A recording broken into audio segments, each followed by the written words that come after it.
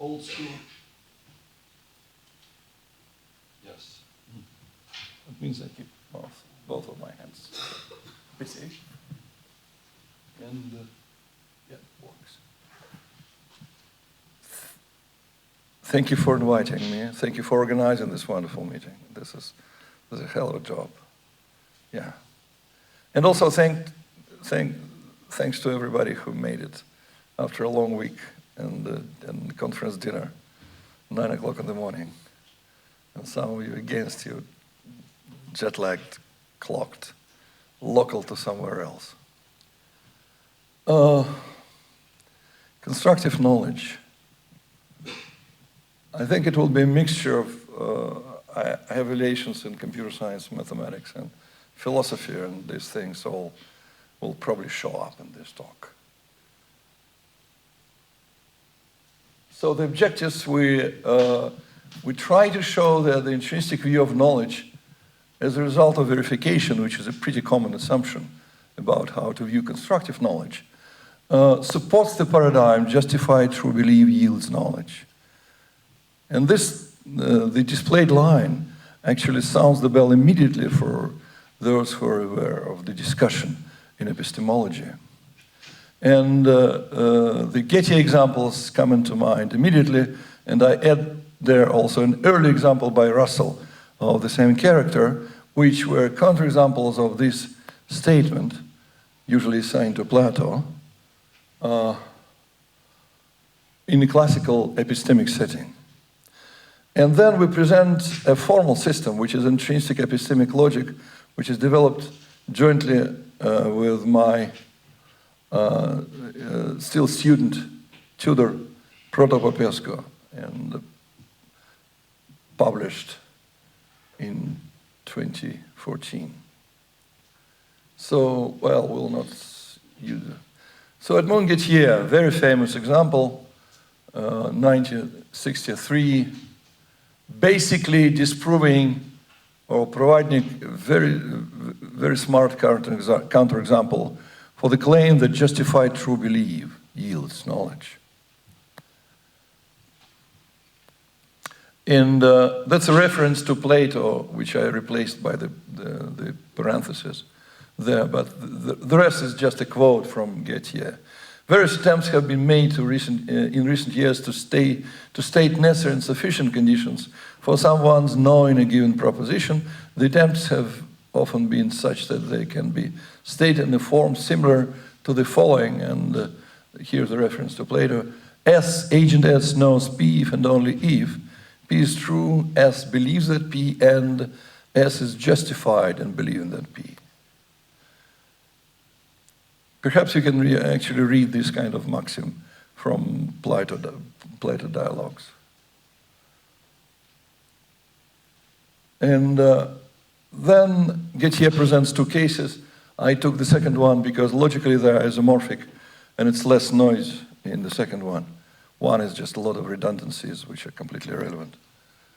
So let's suppose that Smith has strong evidence that F, Jones owns a Ford.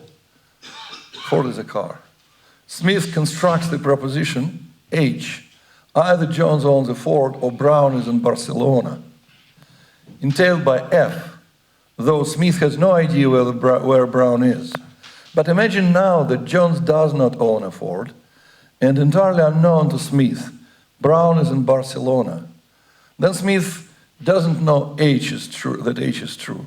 Even though H is true, Smith does believe that H is true, and Smith is justified in believing that H is true. It's the beaten to death example, of course. Now, the logic structure. F, let's consider proposition F, Jones owns a Ford, and B, Brown is in Barcelona. Then F is justified by whatever justification is on the background, and B is true, which makes the disjunction F or B, both justified and true. However, the obvious mismatch of justification and truth does not allow us to conclude that Smith knows F and B. Hence, justified true belief does not yield knowledge. That's the essence of Getty argument. An early example actually occurred in Bertrand Russell's book of 1912. It's a different kind of example, but of the same character. It also provides a counterexample to GTB, or JTB is knowledge. If a man believes that the late Prime Minister's last name began with a B, he believes that it's true since the late Prime Minister was Sir Henry Campbell Bannerman. I skipped the historical remarks about this. It's not entirely correct in many respects, but let's stick to the story. But if he believes that Mr. Balfour was the late Prime Minister, he will still believe that the late Prime Minister's last name began with a B. Yet, this belief, though true, would not be thought to constitute knowledge.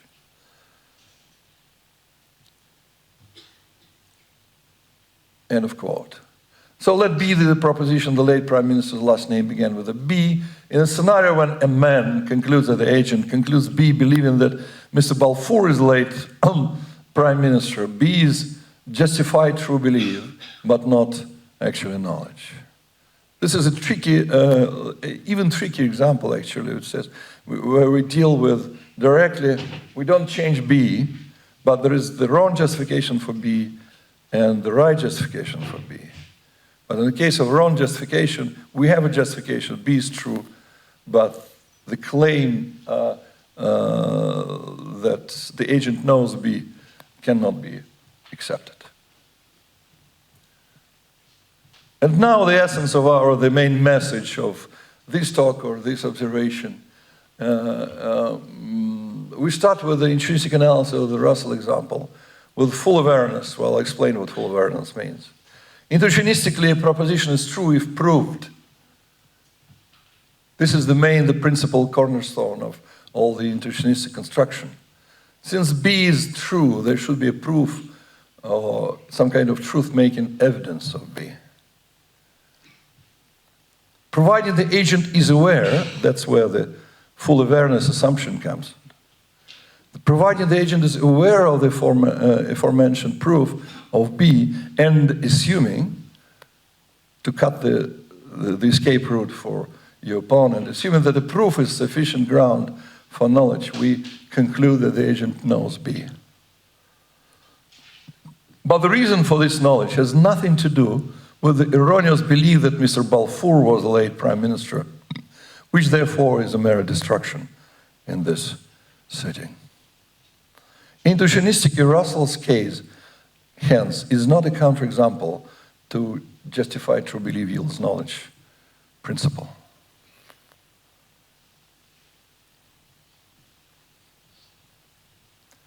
Russell's example with limited awareness.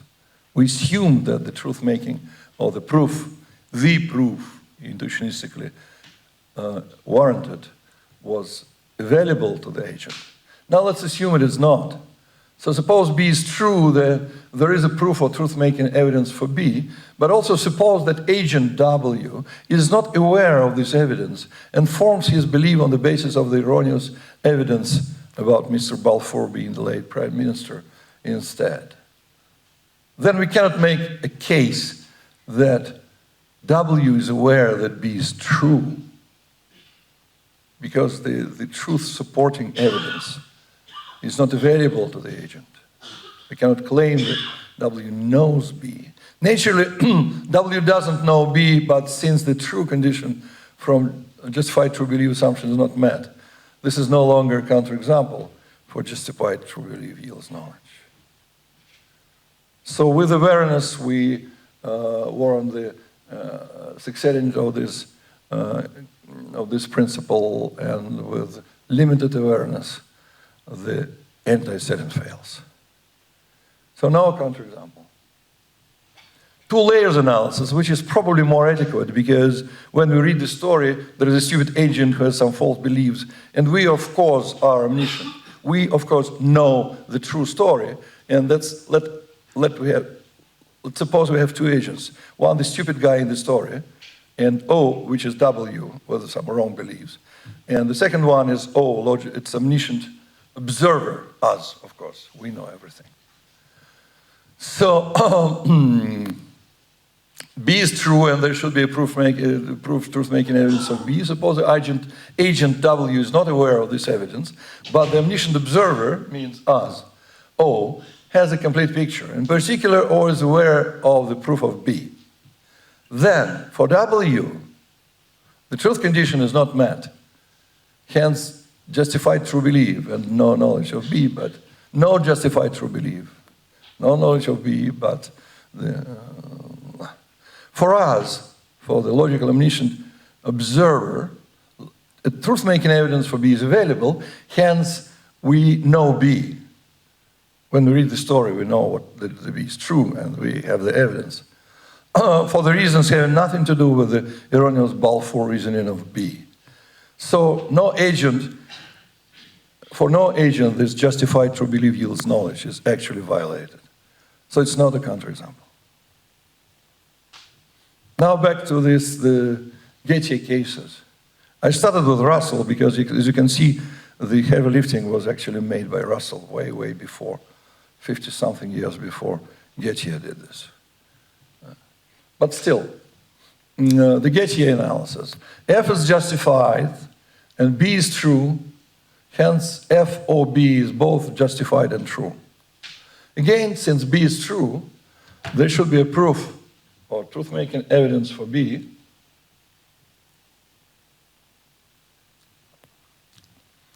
Smith is not aware of this evidence, but has a strong evidence for F.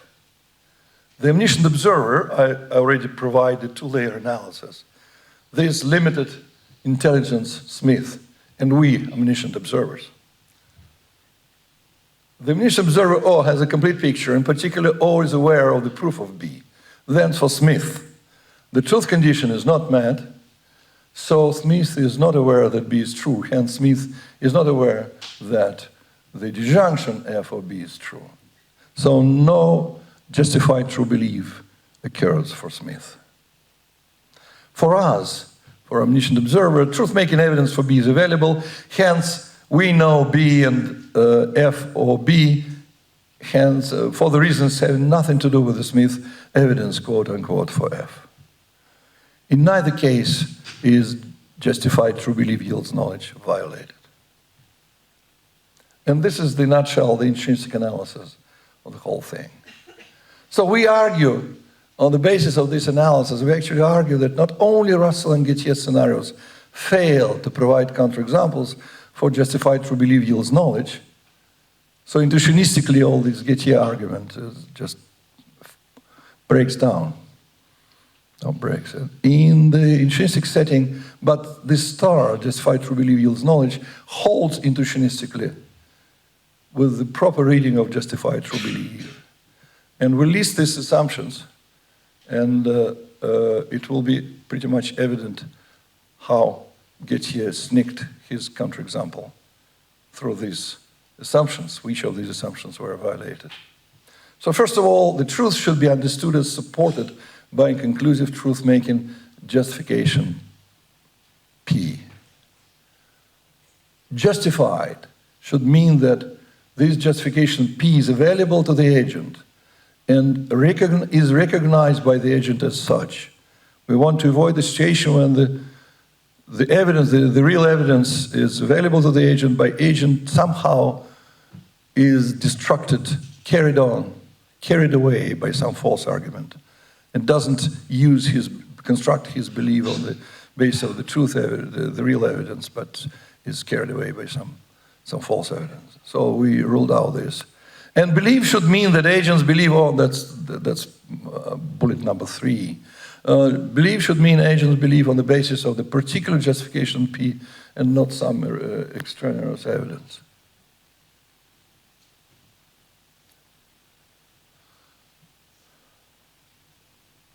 And with these assumptions, it's the same argument as before. States that justified true belief yields knowledge intuitionistically. The question of whether knowledge yields justified true belief that was mentioned in Gettier paper intuitionistically is less clear, since the intuitionistic epistemic framework allows knowledge of A, which does not necessarily yield typo, a specific proof of A or awareness of such a proof. Unless the aforementioned intuitionistic JTB conditions are relaxed in the appropriate way, it appears that JTB as is constitutes a sufficient but not necessary set of conditions for knowledge. In particular, if proposition A is verified without providing its explicit proof, the intuitionistic truth condition for A is not met. And now we'll discuss what kind of framework, logical, formal, and otherwise framework can support this kind of reasoning. So findings so far, tracking the evidence and awareness is the key to this analysis. A significant portion of the confusion about Russell and Gettier examples is caused by using fake evidence as a distraction and hiding truth-making evidence, completely out of the picture. The second ingredient is the intuitionistic postulate that the truth is relative to the epistemic state of an agent. Truth is not absolute, intuitionistic truth. If a truth-making evidence for A is not available to the agent, there are no reasons to expect this agent to be aware that A is true, and for such an agent, the truth value of A is not yet determined. But though, according to intuitionistic assumptions, is open for further cognition process. Oh, yes, let's get a little bit more, just the next step is toward to a more formal system, and now we'll begin discussing the postulates of this future or incoming system of intrinsic epistemic logic. So together with Williamson and all others, practically all other authors who wrote on this subject, we adopt a view of intrinsic knowledge as a result of verification by trusted means that do not necessarily, they all admit this, produce an explicit proof of what is verified. And we'll consider numerous situations of this. This distinguishes constructive knowledge from constructive truth, and the requirement for the latter turns out to be more stringent than the requirements for the former. Another inspirational example, I'm glad Steve is somewhere in the audience, yes? I saw him coming. Anyway, this intrinsic type theory. In type theory, propositions are types of special kind, and for each type A, we may consider Voevodsky's truncated proposition. Truncated proposition, that's this idea which occurred many, many times before Voevodsky did this. That's squash types, monotype, or bracket types.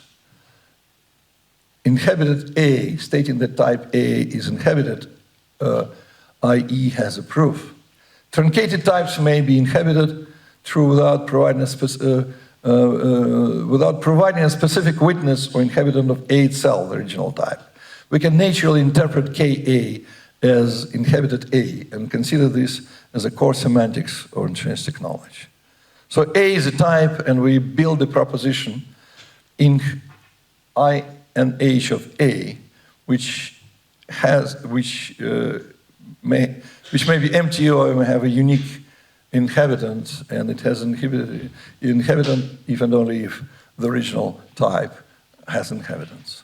So it's an indicator that the original type was not empty, but not a real evidence or a real inhabitant of the original type A. BHK semantics. A proposition A is true if there is a proof. It's spelled out with a little bit further details, the semantics for intrinsic, in this case, propositional logic. Truth of the connector, logical connectors is defined by the following clauses. The proof of A and B consists of a proof of A and proof of B. A proof of A or B consists of given either a proof of A or a proof of B. And the important case, of course, this is implication of functional type. A proof of A implies B consists of a construction which, given a proof of A, returns a proof of B. And negation is actually expressed via implication to falsum. Well-known stuff. Now we're adding the epistemic or knowledge operator K to our language. What should be the intended semantics for Ka? What should be an epistemic BHK clause in the case of knowledge? We suggest an epistemic BHK clause for knowledge operator, and this suggestion, it's open for editorial discussion. It's clear, the essence of it is clear, but we may discuss certain small things. A proof of KA is a constructive evidence, or a construction, if you wish, that A has a proof, not necessarily by delivering a proof of A explicitly. The situation which should be rather clear, that we sometimes have the evidence that there is a proof, but we do not necessarily have a proof at hand. The awareness issue. Before moving on, let's also sort this short discussion of the awareness issue. Traditional intuitionism assumes that proofs are available to the agent. The Heyting says that in the study of mental and mathematical constructions, to exist must be synonymous with to be constructed.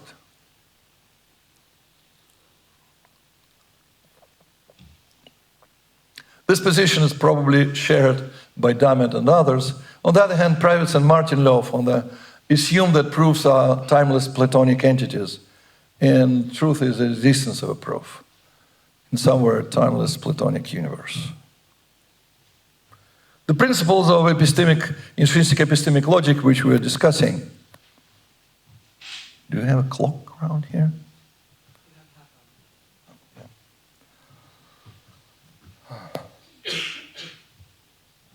Good.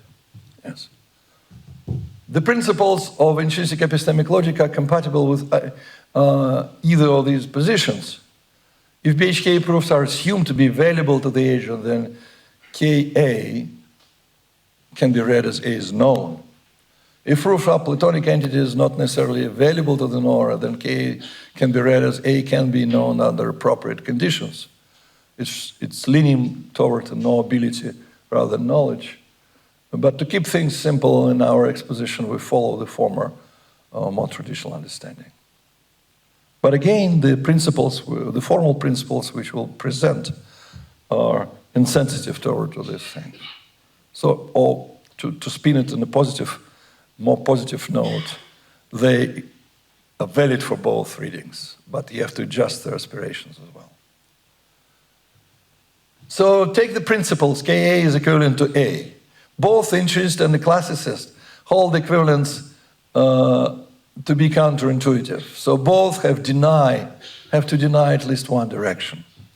And it's very clear that classicists deny the co-reflection principle, but A implies KA is plain wrong in the classical setting. Classical, you mean the Brouwer? No, the classicist. Classical logic. Classical logic, yes. Sorry. Yeah. Now we're a bit broader setting, because I understand the previous slide we explained the differences within the Intuitionism. Okay, I got confused because you had the Brouwer and then the Martin-Löf. That's true. Now we're back to a broader picture. Yes, true, yes. Now I understand. Well, in a broader picture, the classical, the lower excluded middle, yes, the Tarski people. Which is false, and Kolmogorov, by the way, too, yes. It's a different story, but which is false, according to classical, false for the classical truth and classical knowledge and classical implication. And the classicists endorse the factivity of knowledge, which is in the form of reflection, KA implies A. That's a standard epistemic assumptions in classical logic setting. We argue that from BHK point of view, the view of truth and implication, it follows that intuitionists should endorse the constructivity of truth or co-reflection. A implies KA. And if you remember, there's just one slide. The others like side dishes. I will fulfill my destiny for this particular morning. I give you the truth. The eye-opening thing is here. It's not the classic for intrinsic logic. Co-reflection holds for intrinsic knowledge. For a good reason. Let me see, yes, just 2 slides for more reasoning, but you already probably sense why. The idea that proof yields knowledge is practically constitutive of the concept of proof, because proofs are a special and most strict kind of verification. That proofs are taken to be verifications is a matter of the ordinary usage of the term. Just go to Encyclopedia Britannica and an argument that establishes the validity of proposition. It's only a fairly universal view in mathematics. Proof of course yields knowledge. Within computer science, this concept is the cornerstone of a big and vibrant area of verification, in which one of the key purposes of the computer-aided proofs is for the verification of the propositions in question by proof. If you have a proof, it's the most ideal, the most desirable form of verification, the proof. In Mann's instance, the idea of a constructive proof is often treated as simply synonymous to verification. Proof checking is generally a feasible operation, routinely implemented in a standard computer-aided proof package. And certainly in whatever sense we consider a proof to be possible or to exist, the proof checking of this proof is always possible or exists in the same sense. So if you really have a proof in your pocket, then checking it is not a big deal computationally or conceptually. Having checked a proof, we have determined that it's indeed verification. And hence we have a proof that the proposition is proved and hence known.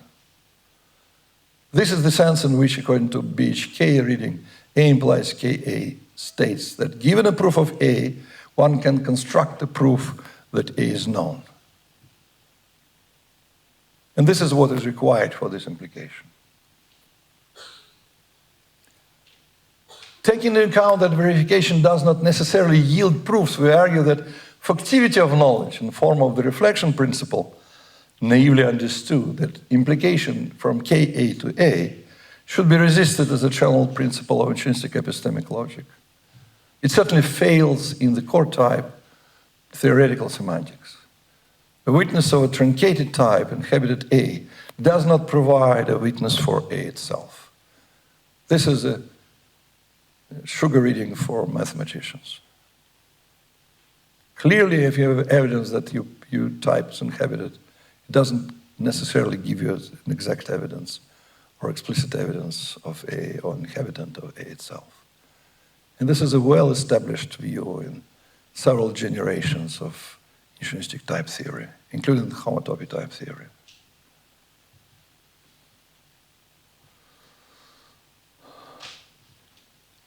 Our ambition is, however, a bit broader. We argue that a broader application of intrinsic epistemic logic outside the core mathematical type theoretical semantics makes sense. Because we believe that evidence tracking may be an essential part of social epistemology. In real-life responsible situations, if the truth of F is unknown, we seek an evidence for F. That's how it works. And now we just list a number of paradigmatic situations with a meaningful notion of verification, which the corresponding reflection principle is in its straightforward classical form fails. So all these examples, the variety of examples, also hints at what kind of applications we might keep in mind for the coming formal system. Zero-knowledge protocols, a class of cryptographic protocols normally probabilistic by which the prover can convince the verifier that a given statement is true without conveying any additional information apart from the fact that the statement is true. This is just the real purpose of this industry is to convince you that F holds without providing a specific evidence for F.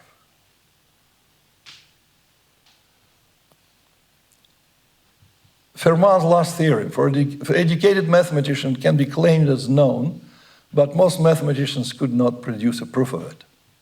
More generally, it's legitimate to claim to know a theorem when one understands its content, can use it in one's reasoning, and trust that it has been verified by other mathematicians without being in a position to produce or recite the proof.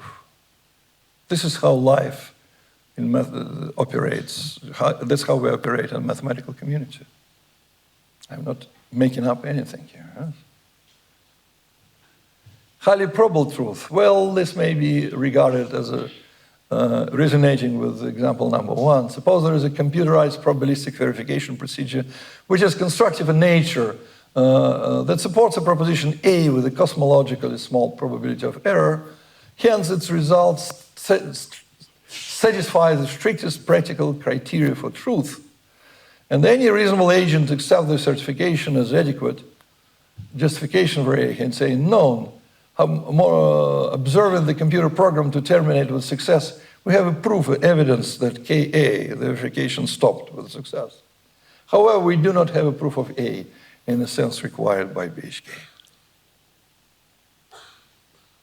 So basically, should we discharge this kind of situations, leave them outside our possible realm of applications? Probably not. The existential generalization that after this example, Thierry Coquin came and said, that's how we think in type theory. Somebody stole your wallet in the subway. You have all the evidence for this. The wallet is gone, your backpack has a cut in the corresponding pocket, but you have no idea who did this. You definitely know there exists X, S of X, F of X, then X stole my wallet. So you have knowledge of this. If intrinsic knowledge should yield proof, you should have a constructive proof Q of there exists X, S of X. However, a constructive proof of the existential sentence requires a witness A for X and the proof B that S of X, S of A holds. You are nowhere near meeting this requirement.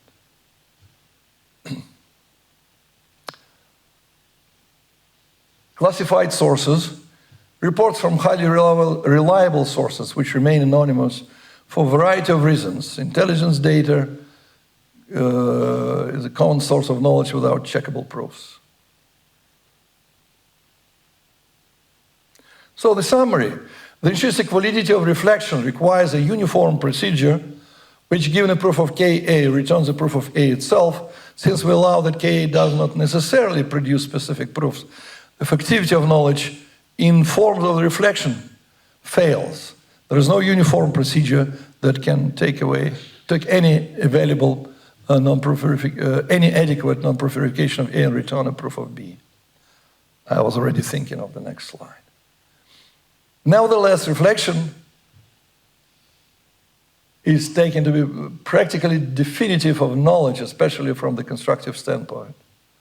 We have already certain experience in delivering this kind of talk and this kind of argument in front of different audiences. And the observation, the practical observation is that the co-reflection is more or less universally accepted. Nobody seriously argues that A implies Ka is intrinsically valid. If you're given a proof of A, you basically have an evidence that A is known. The reflection is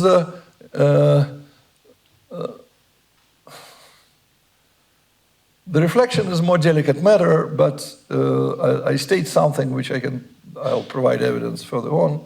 But and also these examples show that intrinsic setting using reflection as a truth condition for knowledge was a mistake. So Ka implies A. Several generations of people working in intrinsic epistemic logic try to stick to this reflection principle and without much of success. And now we know the reason, just this principle is not valid intuitionistically. But what's instead? Should we assume that intuitionistically falsum can be known? No way. But we have to modify the effectivity conditions cleverly. Look at the conditions. The truth condition for knowledge, basically stating that false cannot be known, can be alternatively expressed in many other ways. For example, one, it's not the case then Ka and not A. It cannot be that A is known and false simultaneously. The second is actually my favorite. It's just contrapositive of reflection. Not A implies not Ka. If A is false, then it's not known. Well, in more delicate things, Ka implies not A, or not Ka implies A. And number 5 is a straightforward claim that falsum as a atomic proposition for falsum is not known. An easy analysis actually shows that 1 to 4 are classically equivalent to reflection. Ka implies A. So the classical logic is insensitive with respect to this principle. They're all the same classically. But intuitionistically, all of them, 1 through 5, are strictly weaker than Ka implies A. Which of 1 through 5 best expresses the truth condition for knowledge? The answer is any, since in the presence of co-reflection, they're all equivalent. Well, if we suppress co-reflection for the time being, that 1 to 4 that's the footnote. In the absence of co-reflection, 1 to 4 are equivalent, but 5 is the weakest. So basically, 1, 2, 3, and 4 were the basic assumptions about modality, that K behaves as a modality. They're all equivalent, intuitionistically. But they're all weaker than the straightforward reflection, K implies A. So we pick any of them as but also they're all classically equivalent to reflection. K implies A. That's a very usual situation when you move from the classical to the intuitionistic analog of theory. Then certain principles which are equivalent classically, they become not equivalent, and then you have to carefully pick the right ones to advance. And here we, for the sake of historical reasons, we just basically take 2, which is the intrinsic reflection, which is a contrapositive of the classical reflection, and is classically equivalent to the latter. And I understand the classical epistemic logicians who may think this way, but they don't like two negations, 2 extra negations. They just contrapose it again and strip double negation. They work with reflection, but it doesn't work in the intuitionistic setting. So canonizing factivity in form of the reflection K implies A was a mistake. And the classical logic was insensitive to this mistake, and intrinsic logic sees the difference, and that's the right way to do it. That's the chart, the resulting chart. So in the classical logic, so what we compare reflection, co-reflection. Classical knowledge endorses reflection, rejects co-reflection. Intrinsic knowledge replaced reflection with this contrapositive, this intuitionistic form, classically equivalent to the original form, and endorses co-reflection. So now it's a little bit of mathematical fresh air for mathematical logicians, so we'll play some formal games. So that's the logic which we offer to you, humbly offer to your attention and judgment. So the actions of propositional intrinsic logic, the language is the usual propositional logic with with the operator K. Actions of IPC, the normality condition, co-reflection, and the intrinsic form of reflection. Not A implies not K. Rules, modus ponens. You say, well, come on, where is the necessitation rule? Well, necessitation is already in. We bought necessitation when we took co-reflection. Of course, it subsumes necessitation rule immediately. So now let's see how far we can go there. In intrinsic epistemic logic, the rule of K necessitation is derivable. IL is a normal model logic. The deduction theorem holds. Uniform substitution holds. Positive and negative introspection we get for free, because they're both special cases of co-reflection. The following are all theorems of intrinsic epistemic logic. They're all forms of intuitionistic reflection. So we picked one of the 5 principles and we can derive the other. Models. Good. A model for intrinsic epistemic logic is quadruple. It's basically the intuitionistic model. We start with the usual intrinsic model and we add one binary relation to it, which is epistemic relation. So one relation counts with epistemic logic, with intrinsic logic itself, and the other we need to model K, intrinsic knowledge. So E is the binary relation or indistinguishability relation, or the epistemic relation for K. Well, substantial, the minimal set of assumptions, which proves to be sufficient. So E of U is not empty. So the set of, I'll read this, I provided formal reading on the next slide. Now, the epistemic possibilities, so R of U is the usual intuitionistic possibilities. All the possible, logically possible ways to continue from the given state U. And E of U are the real ones, the ones from the all possible worlds where you can really check the evidence. And the monotonistic condition, when we move along the accessibility intrinsic or cognition relation, our epistemic possibilities also shrink. And of course, there's a obvious evaluation function which says that Ka, the knowledge assertion A is known, holds at U, if and only if A holds in all V's accessible from U. There's nothing fancy, but rather solid. So to represent K for a given world, U, there is an audit set of possible worlds E of U in which verifications, though not necessarily strict proofs, could possibly occur. That's informal reading about it.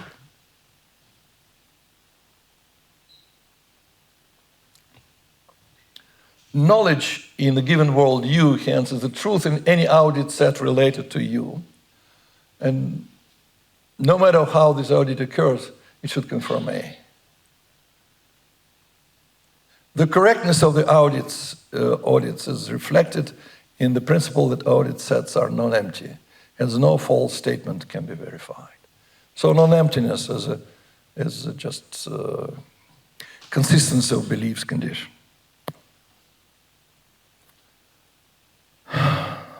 Since E of U, which is the audit set corresponding to U, does not necessarily contain U, the truth of Ka at U does not guarantee that A holds at U. So by doing this, we kill reflection in the traditional sense. The condition of U, the monotonistic condition, corresponds to the Kripkean ideology that R denotes the discovery process and that things become more and more certain in the process of discovery. And as the set of epistemic propositions shrinks, so do audit sets. And in leaf nodes, if R of U is U itself, so we reach the boundary, so that's the leaf node. The only U is accessible, are accessible, intrinsically accessible from U. The audit sets U is also, E of U is also U itself. That's the only logical possibility. And hence coincide with R of U. In such leaf worlds, reflection holds as well as all other classical principles. It's just a classical world, as usual in intrinsic Kripke models.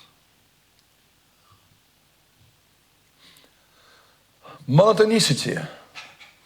Of course, we preserve, or the system and the semantics preserves the traditional monotonicity property of intrinsic models.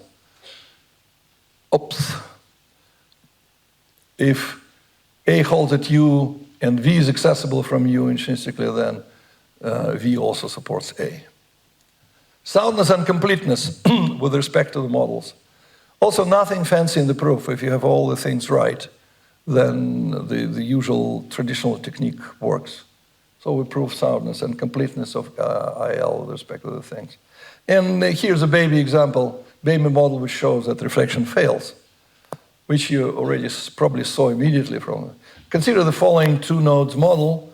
Both are reflexive, two nodes 1 and 2, and E, the audit sets for 1 is 2 and for 2 is 2. So the conditions are met, and P is atomic and holds at 2 and doesn't hold at 1. And so clearly 1 forces K of P, because in the audit set corresponding to 1, P holds. but one doesn't, P doesn't hold at 1. So there's no reflection there. However, reflection holds for negated formulas. This shows how close we actually get to the classical case, but if the formula is negated, then it's the standard form of reflection, the classical factivity in the form of classical reflection also holds for it. Moreover, negation and knowledge commute. It also follows from these assumptions. An easy exercise. We don't have time for this, for the proof. Of course, the rule of reflection is admissible. It also shows are pretty close to the classical case, but still not that. The disjunction property, the well-established intuitionistic property, also holds. And it has a disjunction property for verifications. Oops. If disjunction is known, that either at least one of the disjuncts should be known to, provably known. And this is the small structural analysis of what happens. In the absence of co-reflection, intuitionistically, we get this picture. K implies A is the reflection is stronger than any of its intuitionistic forms, which are stronger than the consistency condition. But reflection is too strong for intuitionistic logic. Idempotency. We can know the ITT intrinsic type theory situation, the idempotency holds, so actually double KP implies KP. And for a very good reason, if you have a proof that KP, if you know that KP holds, you can provide a witness for KP because it has only one witness. So the mere existence that there's a witness points at this specific witness. That's why in ITT this idempotency holds. So in ITT where KP is read as inhabited, is the truncated proposition, actually these things are equivalent. So IL plus is IL plus together with this idempotency condition.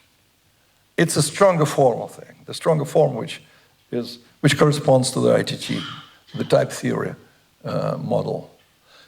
We can step down. For example, we can relax the knowledge condition, and we'll try to consider belief rather than knowledge. Then we just drop the intrinsic reflection thing. The corresponding logic is IL minus without the reflection axiom, and it's a decent logic by itself.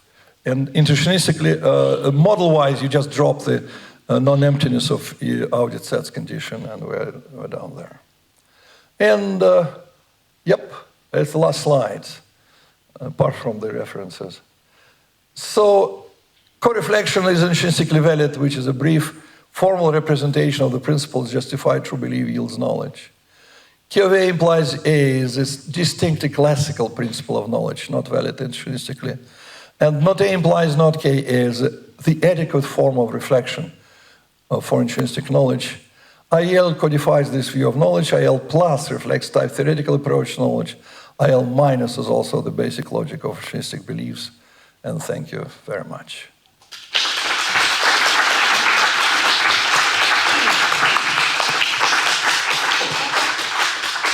Okay, questions for Sergei? Yeah, go ahead. Okay, Thank you very much for this fascinating overview. I just got one more example from Russell in the William James lectures, 1940. He's got the example of the clock that is stuck at 1 o'clock, but the agent doesn't know that, but we know that. So he has the same thing. But then I got a question also about the correctness of A implies KA, especially under the Brouwerian perspective, right? Because having an axiom of the form A implies B means that this is equivalent to the rule of inference, derive B from A also under assumptions. And when A is assumed, why on earth should it be possible to know A? So it seems that that axiom simply is too strong. The rule of inference, A is demonstrated, go to demonstration of KA is fine. That's the rule of necessitation. but the corresponding rule of necessitation under assumptions, which is what the axiom yields, is not correct, in my opinion.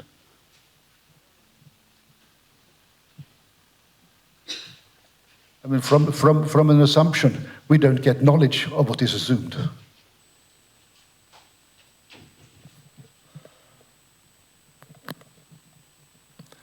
Reasoning from assumptions in epistemic setting is a tricky thing.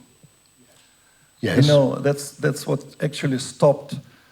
We discussed with Moshe after my Congress talk, where we discussed that if A is derived from assumption, then KA is not necessarily derived from the same assumptions, because assumptions can be unknown. But I would cautiously claim that if you do this kind of adjustment to your example, then the correlation holds, because it's the same essence. You can, to some extent, to claim the necessitation in the reasoning with assumptions is, well, model logicians know it's just unfair. You cannot claim this, because you have to claim that gamma, the set of assumptions, is in the same epistemic class. But if gamma is known, then A is, or gamma is proved, if you wish, Dukai-Howard or whatever, then you have a legitimate term, T, supporting A. And then nothing prevents us from constructing the term F of T, which is supporting evidence for KA. So I don't see here danger. Sorry. Thank you. Okay, other questions? Yes?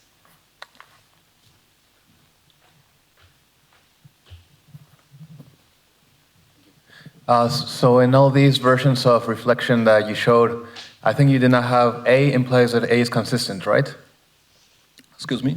So from these versions of reflection, you did not have one that said A implies A is consistent. How would that fit into the...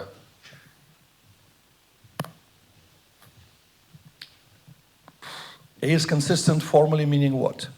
Well, classically, reflection is also equivalent to A implies consistency of A. Consistency, are we talking formally? Oh, well, or not informally? K, not. Not K, not A. Yes. Not A, no, not K. So this K, not A. Yes, it. Boom. So the question is whether it holds. Well, whether it holds and whether it would also be equivalent to the other variants that you showed, I think. So what's the question about this principle? Should we derive it or this? Whether you have considered it and whether it holds and whether it would be equivalent to adding the others. Yeah, this is consistent. Well, maybe I'll answer this later because it needs a little bit, just 10 seconds analysis, which I don't want to do now. All right, thank you. Okay, any other question? Yeah?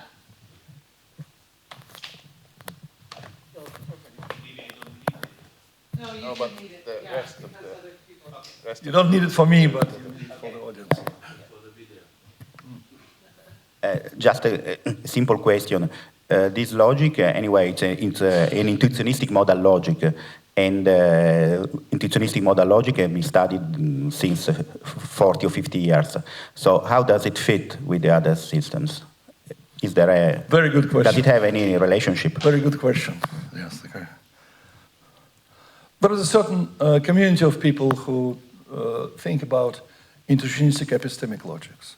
Of course, it should be intuitionistic logic on the background and some kind of model logic on the top. But 100% of these people, they assumed reflection. You can build decent intrinsic model logics on this ground, but it is not intuitionistically, epistemically valid. So that's the principle. Because that's the big step. I told you, if you remember just one slide, which is co-reflection, then I did my job in the morning. So that's a big step. And of course we meet certain residual resistance from these people, but because they try to defend it saying, well, it still makes sense, maybe, But looks structurally, when we add it, it looks nice, like a nice symmetric rule. But, well, it's an argument which goes only so far. Oh, that far. So that's an answer. Yeah. Okay, any other questions? Yep. But it's a good argument to kill the paper we submit for a journal. He says that, well, what are you talking about? There's no reflection, period. It's not knowledge. It's an easy recipe to write a negative report of this thing. But it's like, you know, imagine Heyting submitting a paper on Intuitionistic logic somewhere to a journal in the turn of the 20th century. And the guy says, okay, there is no lower excluded middle. It's not logic, period. Case closed. All right, sorry. Yeah, question. Right. So I know some people think that knowledge should be represented as a predicate as opposed to a modality. I wondered, just in your setting, how would this work? Would the system still be consistent, and would there be any obvious differences? It would certainly, it wouldn't undermine the underlying ideology, of course. We'll still argue in favor of co-reflection, and we'll still argue that reflection in its naive form doesn't hold. It's not a universal rule. You can stick to it, but then you're down to assuming that intrinsic truth is intrinsic knowledge. Nothing new happens. However, of course, the further advances, like the system, I don't have a clear intuition right now what would happen, because I'm basically, technologically, I am in the model camp. But it's an interesting suggestion. We'll think about it. Yes, thank you. Okay, any other questions? All right, let's thank Sergei again.